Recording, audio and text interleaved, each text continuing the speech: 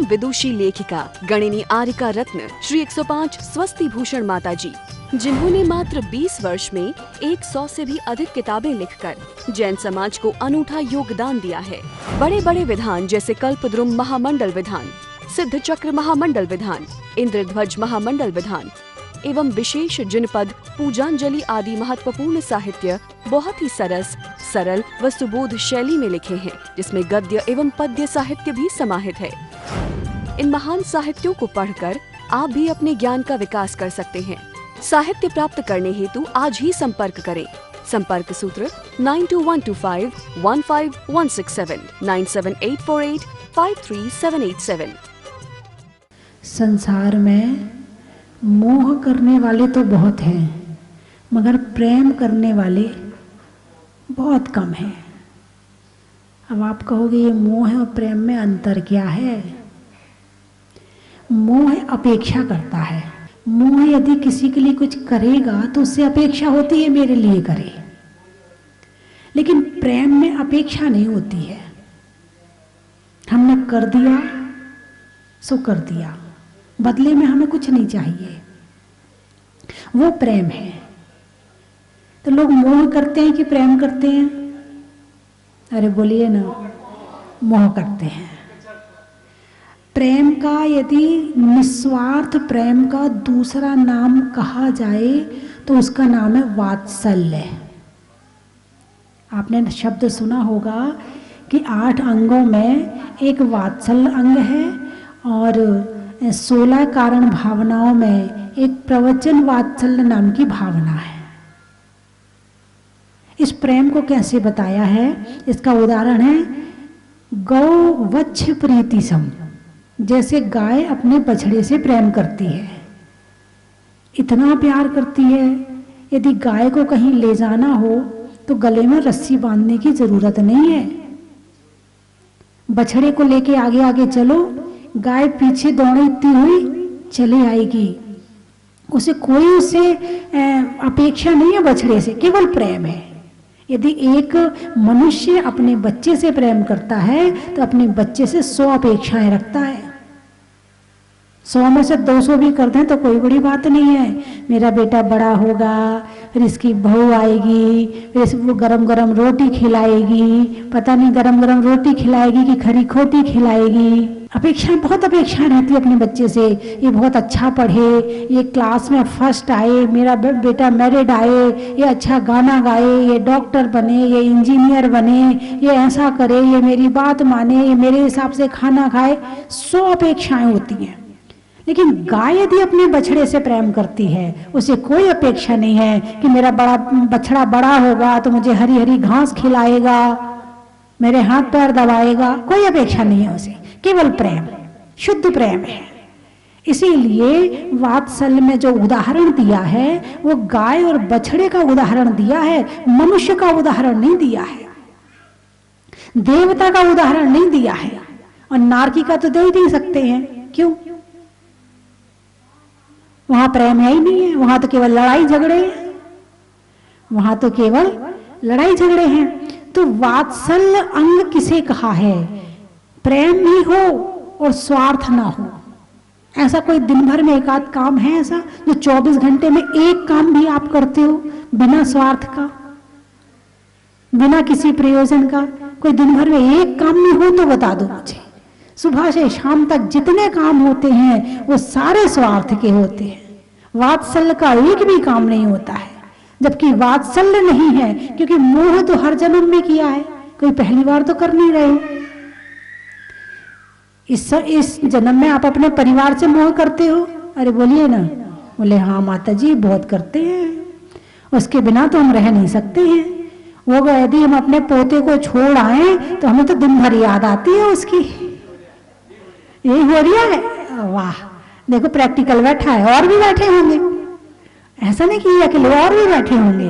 ये बड़ी सामान्य सी बात है।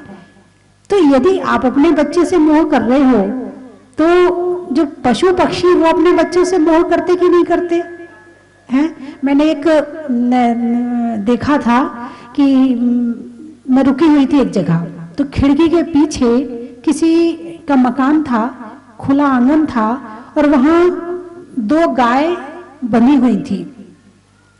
तो बारिश का मौसम आया तो उसने एक गाय को, वो जो उसका मकान होगा दूसरा, वहां ले जाके बांध दिया। एक वहीं थी, मकान जब ज्यादा दूर होगा, वो जब तक वो ग्वाला वापस नहीं आया वो गाय तड़फती रही कि कहां गया मेरा ये दूसरा वाला जो साथी था। जैसी तड़फन तुम्हें होती है ऐसी ही तड़फन पशुओं को भी होती है।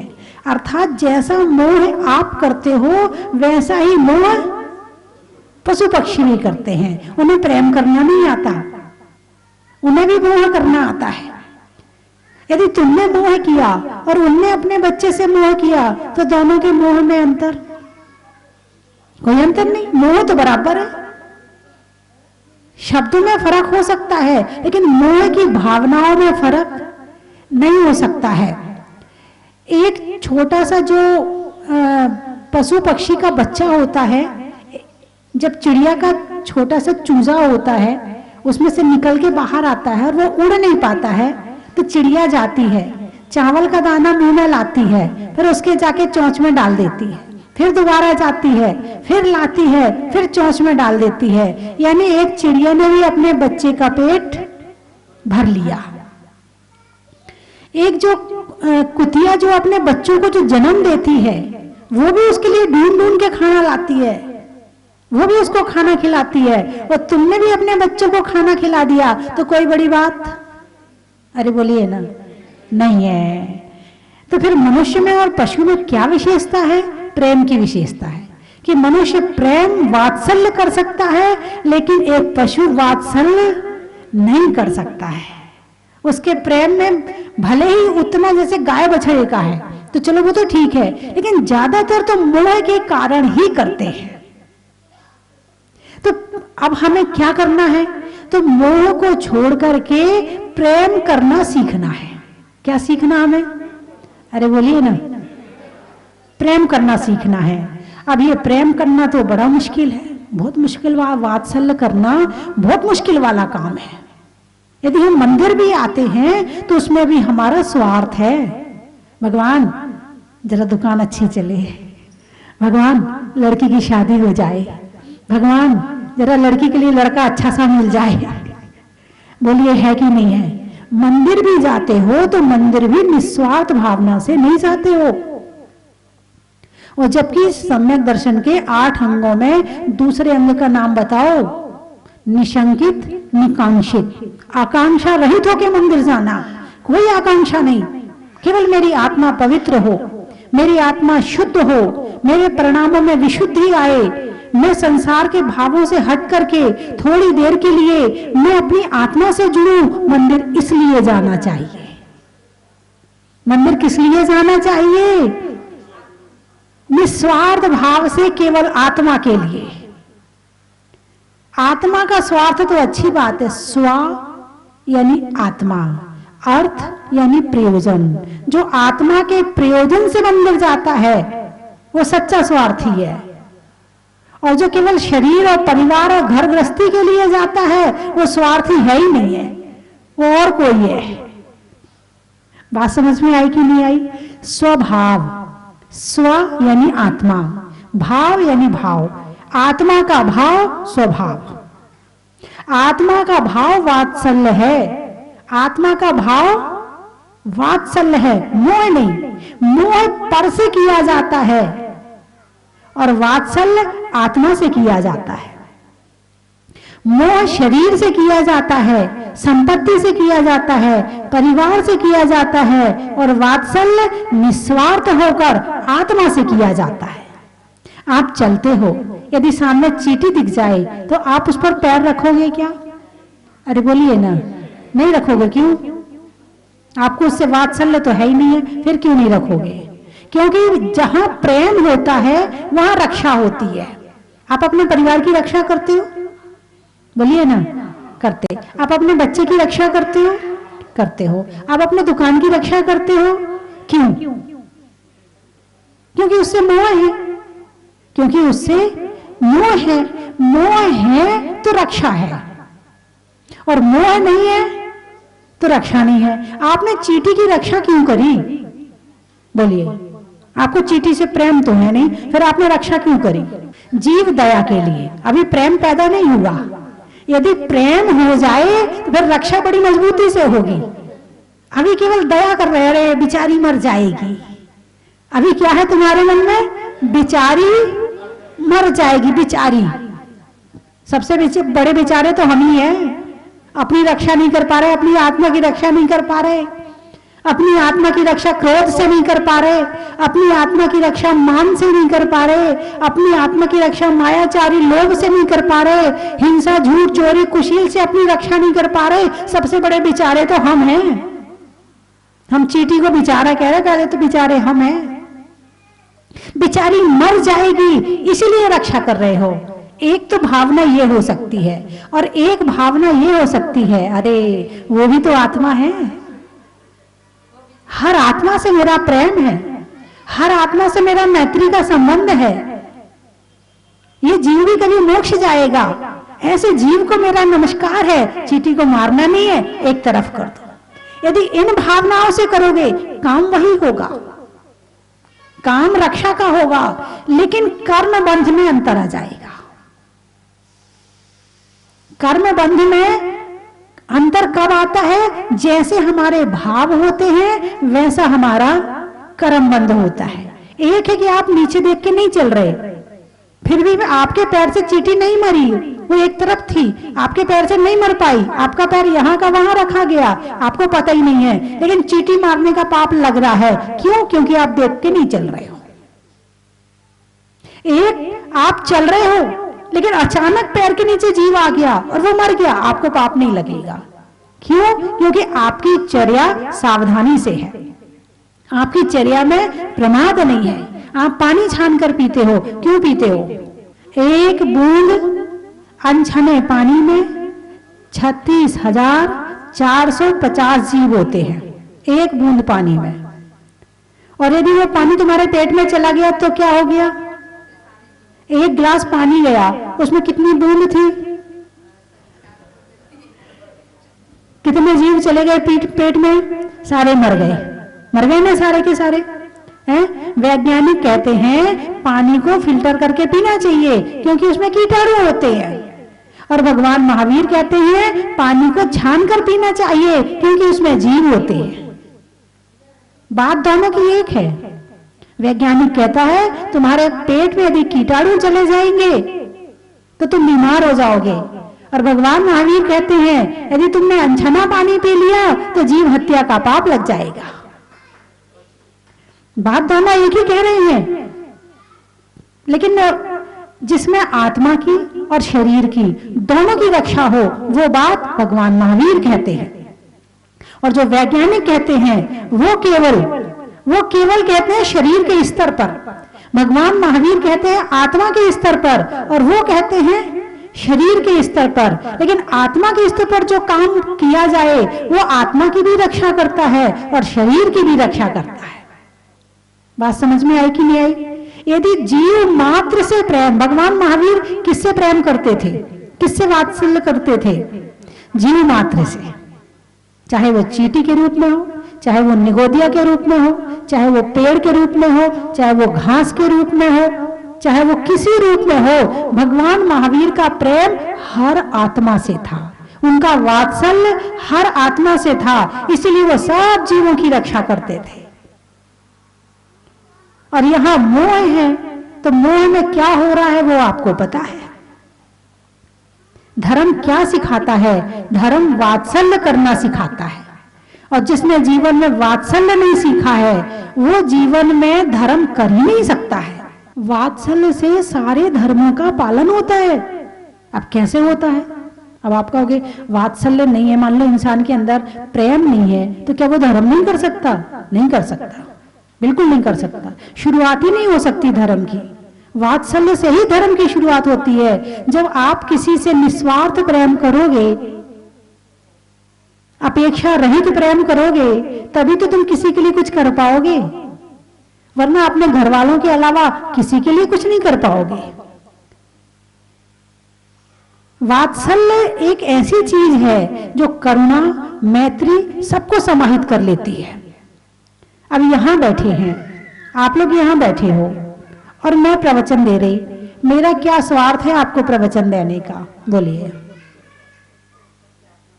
मैं नहीं भी देना चाहूं तो कोई जबरदस्ती नहीं है।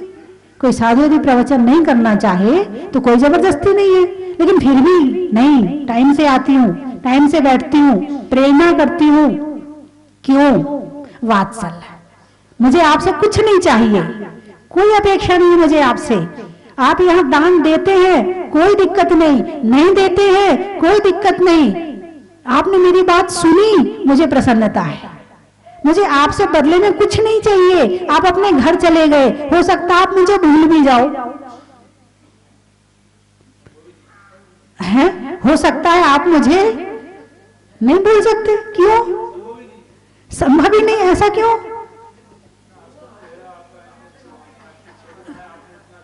अच्छा, इतना बढ़िया क्षेत्र बनाया, इतनी अच्छी वाणी है, अच्छा इसलिए नहीं भूल सकते हो।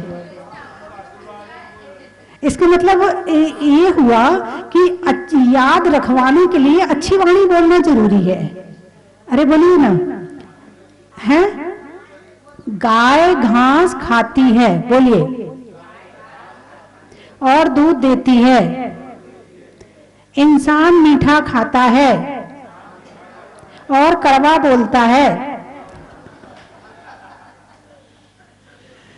वात्सल्य के लिए सबसे पहले किस चीज की जरूरत है? मीठी वाणी। किसकी जरूरत है? मीठी वाणी। गाय के अंदर ऐसी मशीन फिट है, गाय के अंदर ऐसी मशीन फिट है कि वो घास का दूध बना देती है, ठीक है? सर्प के अंदर ऐसी मशीन फिट है कि दूध का जहर बना देता है। अरे बोलिए ना, सर्प के अंदर ऐसी मशीन है कि ये दूध का जहर बना देता है। अब देखिए क्वालिटी, आपकी क्या क्वालिटी वो मैं देखना चाहती हूँ।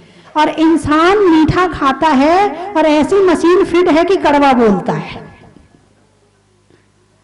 लेकिन क्या ऐसी मशीन नहीं है कि मीठा खाए और मीठा बोले?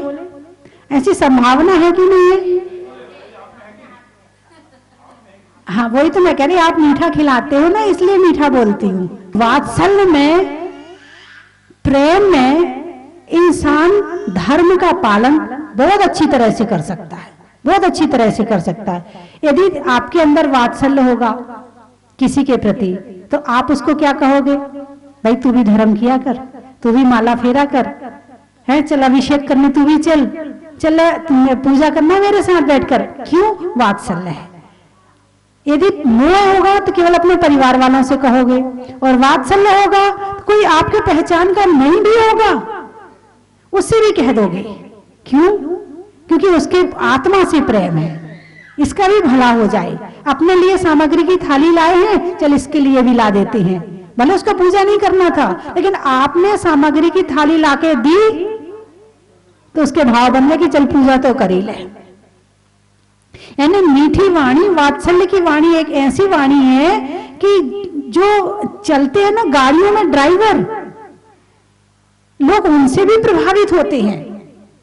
कई तो ऐसे होते हैं, यही उतार दिया, जाओ वहां तक, अब फोन कर, जल्दी चलो जल्दी चलो जल्दी, बेचारा इतनी दूर से गाड़ी करके आया और वो लगा नहीं, हमारे तो मालिक का फोन आ रहा, हमारे तो मालिक का फोन आ रहा।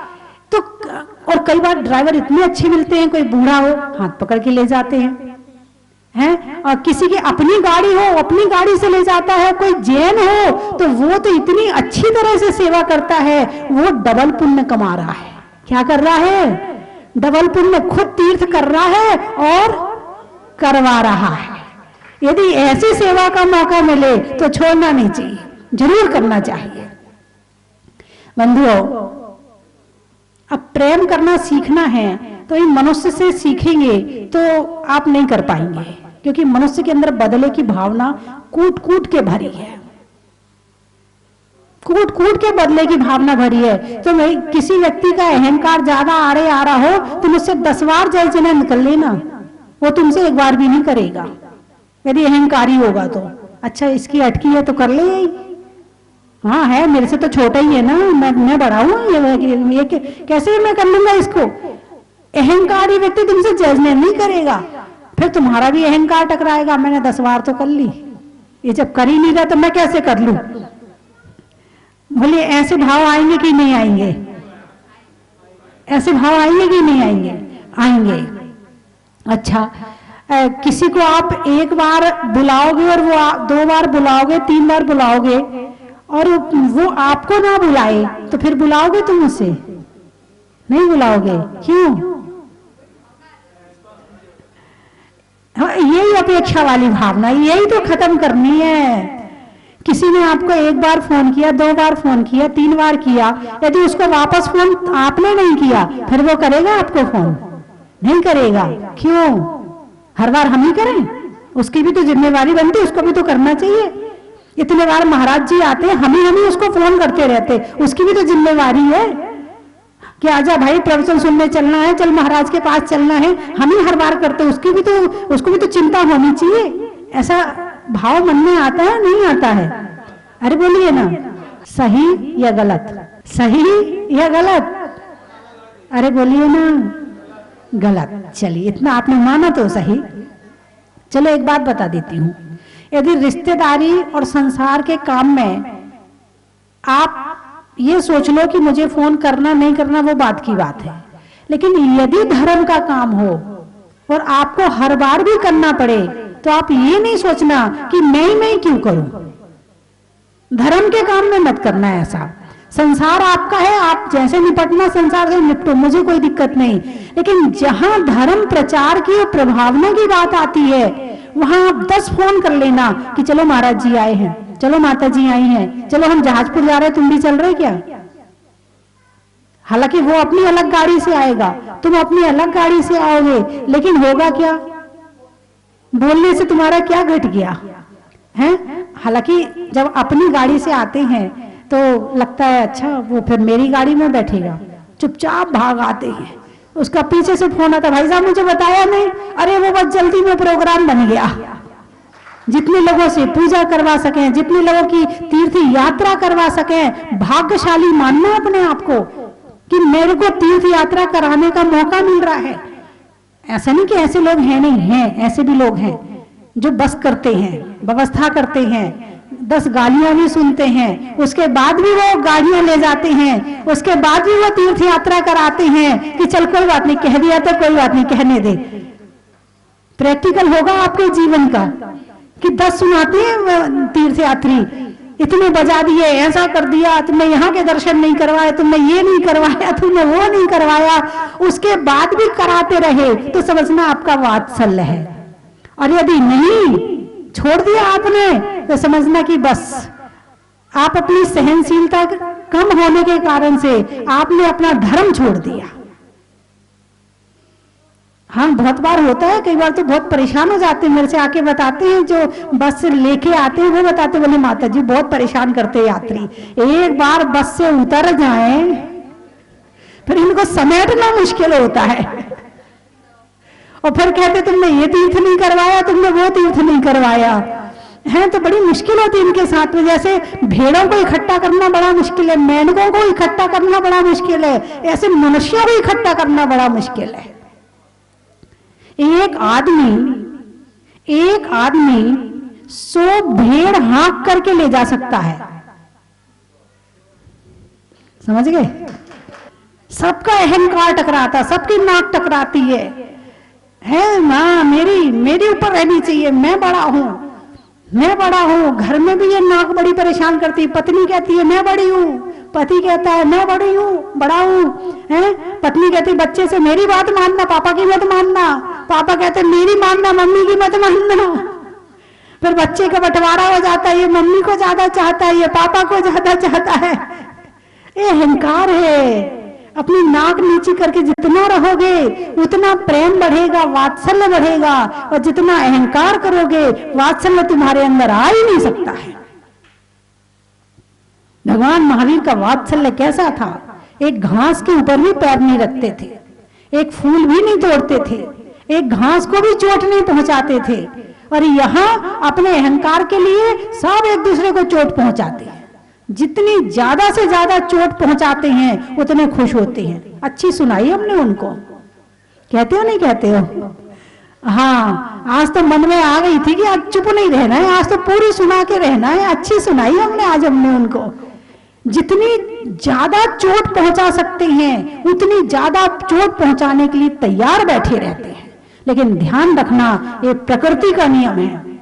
यदि सुख पहुंचाने की भावना रखोगे तो तुम्हारे अंदर सुख बढ़ेगा, और दुख पहुंचाने की भावना रखोगे तो तुम्हारे अंदर दुख बढ़ेगा। जो तुम्हें अपने अंदर बढ़ाना हो वो देना शुरू कर देना। यहां तो बांटने से मिलता है। क्या है? बांटने से मिलता है। फूल बांटोगे, बदले में क्या मिलेंगे? फूल मिलेंगे। कांटा बांटोगे, मतलब जीवन में दुख ज्यादा है, इसका मतलब आपने क्या बांटा है? अरे बोलिए ना, दुख है आपके जीवन में? कितना है? जितना है समझ लेना उतना बांटा है। यहां तो जो बांट दो वो मिल जाता है, और जिसके पास जो होता है वो दे देता है। लेकिन मनुष्य है पर्याय, ऐसी पर्याय है, यहां जन्म भी ले सकता है। अंदर में प्रेम का जन्म भी हो सकता है, मोह का भी हो सकता है, और वात्सल्य का भी हो सकता है। तो वात्सल्य करना सीखना शुरू करो। अब मैंने बताया कि मनुष्यों से शुरू करोगे ना तो नहीं हो सकता है, बहुत मुश्किल सा पड़ जाता है, थोड़ी कठिनाई आएगी, आपको चोट ज्यादा लगेगी। क्योंकि इंसान की आदत है कि ये चोट मारता है, ये चोट मारने में किसी को नहीं छोड़ता है।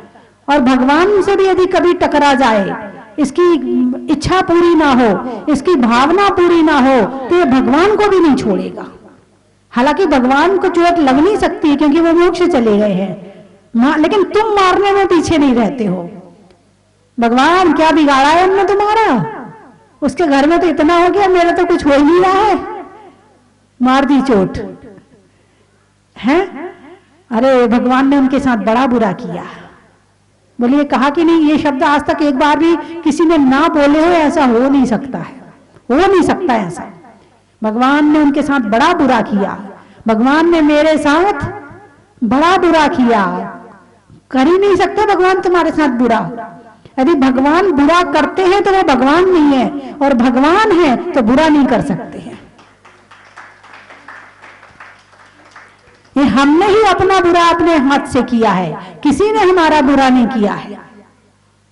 इंसान ही दूसरों का बुरा करके अपना बुरा कर लेता है। तो वात्सल्य, वात्सल्य का मतलब प्रेम देना, निस्वार्थ प्रेम, निस्वार्थ सेवा। 24 घंटे में एक काम ऐसा जरूर करना जिसमें आपका कोई स्वार्थ ना हो। चाहे वो दान देने का हो, चाहे किसी को भोजन कराने का हो, चाहे किसी को वस्त्र देने का हो, चाहे किसी के पैर दबाने का हो। कोई ना मिले तो पड़ोसी के पैर दबाना जाके, और बदले में इच्छा मत रखना कि मैंने उसके पैर दबाए तो वो मेरे पैर दबाए। चाहे मोहल्ले में किसी के यहां जाकर भी सेवा कर लेना, मगर दिन में एक काम निस्वार्थ रूप से जरूर कर लेना। कर सकते हो कि नहीं? अरे बोलिए ना, प्रवचन समझ में आया कि नहीं आया? सही लगा कि नहीं लगा? अरे ताली बजाने नहीं कह रही हूं, ताली बजाने नहीं कह रही हूं, दिन में एक काम निस्वार्थ रूप से करने की कह रही हूं। भले आप मंदिर जाओ, मंदिर में कोई बैठा है, कोई बूढ़ा है और उसको शास्त्र चाहिए, जिनवाणी चाहिए, आपने जिनवाणी उठा के दे दी, ये भी एक काम हो गया। आपने उसको माला उठा के दे दी, ये भी एक काम हो गया। किसी को आपने पकड़ के दर्शन करवा दिए, ये भी एक काम हो गया। यदि पड़ोसी के घर में कोई नहीं है दर्शन करवाने वाला, और यदि आप रोज प्रतिदिन उसको दर्शन करवा देते हैं, तो आपका ये भी एक निस्वार्थ सेवा हो गई। तो दिन में एक सेवा कर सकते हो कि नहीं कर सकते हो? हैं? बाकी बीमारी, आप खुद बीमार हो जाओ तो उसकी छूट है, यदि आपको परेशानी हो तो उसकी छूट है। बाकी सामान्यतः आप हो तो दिन में एक काम निस्वार्थ रूप से करना है। चाहे आप अपनी सास के बाल बना देना बैठ के, बहुएं बनाती नहीं बनाती, अब बूढ़ी सास ज्यादा हो जाए तो कई बार उनसे बाल नहीं बनाए जाते, कई बार चोट लग जाती है हाथ में तो बाल नहीं बनाए जाते, तो कई बार तो बहू को गुस्सा आता है, मैं नहीं करूं, और भी तो है देवरानी जेठानी, वो नहीं करती, मैं नहीं करूं। ऐसे भाव नहीं आने चाहिए। सास की सेवा भी करो तो निस्वार्थ रूप से करो, ऐसा हो सकता कि नहीं? यदि आपने अपने घर में अपनी माँ की सेवा, सास की सेवा निस्वार्थ रूप से कर ली तो ये भी वात्सल्य में आ जाएगा। बोलिए ऐसा हो सकता कि नहीं? कौन कौन कर सकता है? एक दिन में एक बार एक छोटी सी सेवा निस्वार्थ रूप से करना। हाथ उठाइए, अच्छे से उठाइए। बच्चों को भी सिखाना आपने, बेटा एक काम निस्वार्थ रूप से करना, उनके अंदर संस्कार डालना। अरे वाह, बहुत बढ़िया, बहुत अच्छा। आपने हाथ नहीं उठाया? उठा लिया? अच्छा ठीक है। किसने नहीं उठाया वो हाथ उठाओ। सबने उठा लिया? बहुत। जो टीवी में देख रहे हैं वो भी उठा लें। बहुत बढ़िया। अर्जुन के पार्थ का, अर्जुन के पार्थ का, आत्मा के लिए परमार्थ का, और काम करने में दिन भर में 24 घंटे में एक काम में निस्वार्थ का। हिंदी में मात्रा का, स्कूल में छात्रा का, आज आपकी जहाजपुर की यात्रा का। अनाज में दाने का, इनाम में पाने का, आज आपके यहाँ आने का। आत्मा में एक का, मनुष्य में नेक का, करने में भगवान के अभिषेक का। उज्जैन, चेहरे पर मैन का, बोलने में बैन का, और आने वाला में उज्जैन का। दिल्ली, तिरंजन में बिल्ली का, डंडा में गिल्ली का, आने वाला में दिल्ली का। गोदाम की तलाई, दूध में मलाई का, करने में भलाई का, और आने वाला में झालावाड़ गोदाम की तलाई का। कोटा, अच्छा। महिलाओं में आटा का, फूल में कांटा का, और आने वाला में कोटा का। आम की बौर का, नेता में दौर का, और आने वाले में इंदौर का। दाल में मोठ का, मुंह के सामने ओठ का, और आने वाला में लाल सौंठ का। बांसवाड़ा, महिलाओं में कड़ा का, भोजन में बड़ा का, और आने वाले में बांसवाड़ा का। गाने में सुर का, नृत्य में नूपुर का, और आने वाले में फिरोजपुर का। जयपुर, अच्छा। रिश्तों में ससुर का, देवों में असुर का, और आने वाले में जयपुर का। गुरुओं के आशीर्वाद का, नहीं होने में विवाद का, और आने वाला में अहमदाबाद का। गाने में सुर का, नृत्य में नूपुर का, आने वाला में कानपुर का। मनुष्यों की जरूरत का, प्रभु की मूरत का, और आने वाले में सूरत का। आगरा, जीवन में जरा का, रंगों में हरा का, और आने वाला में आगरा का। भोपाल, अच्छा। सर्दी में साल का, पूछने में हाल का, और आने वाले में भोपाल का। रहने के लिए भवन का, प्रभु के नभन का, और आने वाले में सरवन का। बरुआ सागर, पानी में गागर का, जातियों में नागर का, आने वाले में बरुआ सागर का। स्वस्ति धाम चलो, स्वस्ति धाम चलो, स्वस्ति धाम चलो, स्वस्ति धाम आओ, स्वस्ति धाम चलो, स्वस्ति धाम।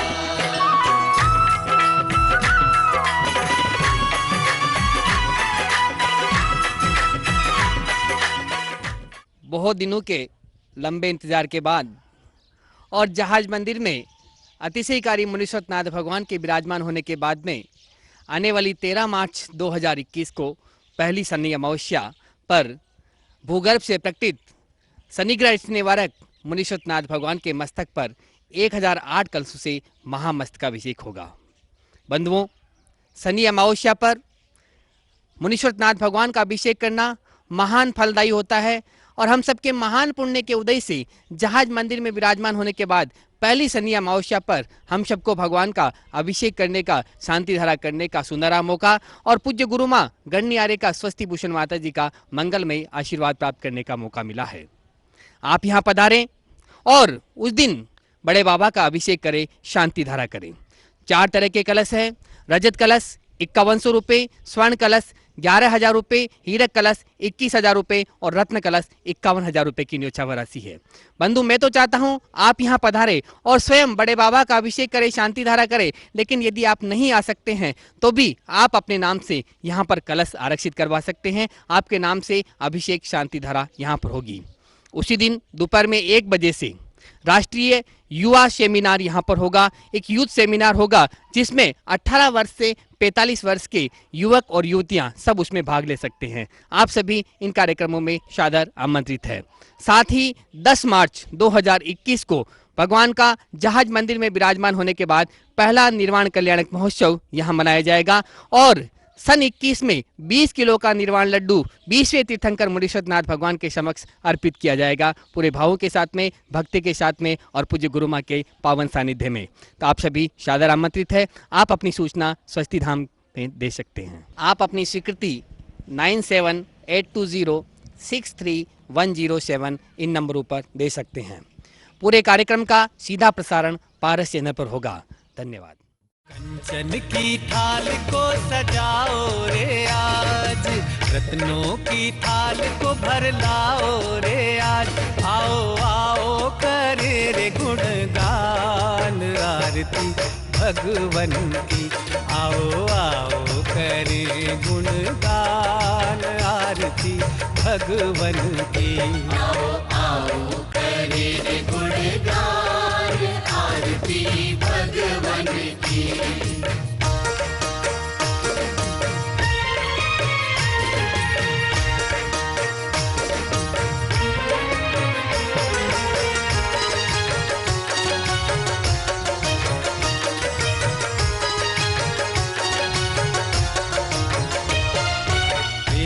सुमित्र के राज दुलारे, माँ पद्मा जी के नैनों के तारे।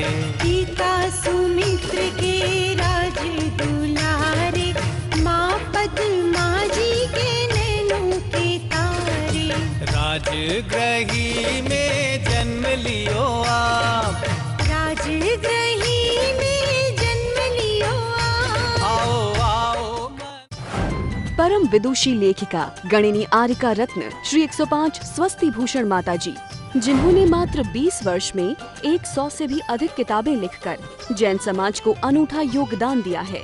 बड़े बड़े विधान जैसे कल्पद्रुम महामंडल विधान, सिद्ध चक्र महामंडल विधान, इंद्रध्वज महामंडल विधान एवं विशेष जिनपद, पूजांजलि आदि महत्वपूर्ण साहित्य बहुत ही सरल व सुबोध शैली में लिखे हैं, जिसमें गद्य एवं पद्य साहित्य भी समाहित है। इन महान साहित्यों को पढ़कर आप भी अपने ज्ञान का विकास कर सकते हैं। साहित्य प्राप्त करने हेतु आज ही संपर्क करें। संपर्क सूत्र 9212515167 97848 53787।